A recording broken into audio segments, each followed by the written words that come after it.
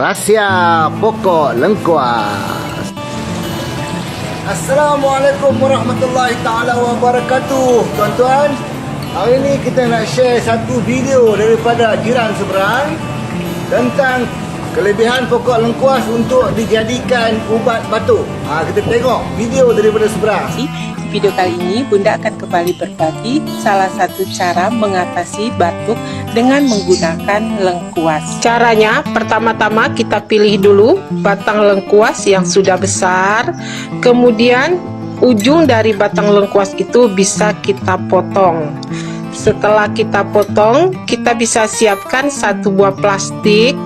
Kemudian plastik ini bisa kita ikatkan di ujung batang lengkuas yang sudah kita potong. Kita ikat dengan menggunakan tali, bisa menggunakan tali rapia.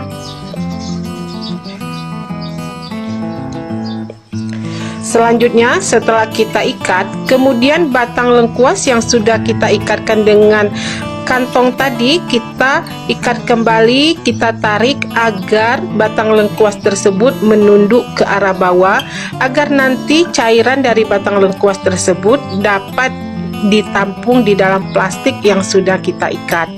Selanjutnya kita diamkan dulu selama 1 malam. Setelah kita diamkan selama 1 malam, kemudian keesokan harinya kita bisa lihat apakah ada air di dalam kantong plastik yang sudah kita ikatkan di ujung lengkuas tersebut.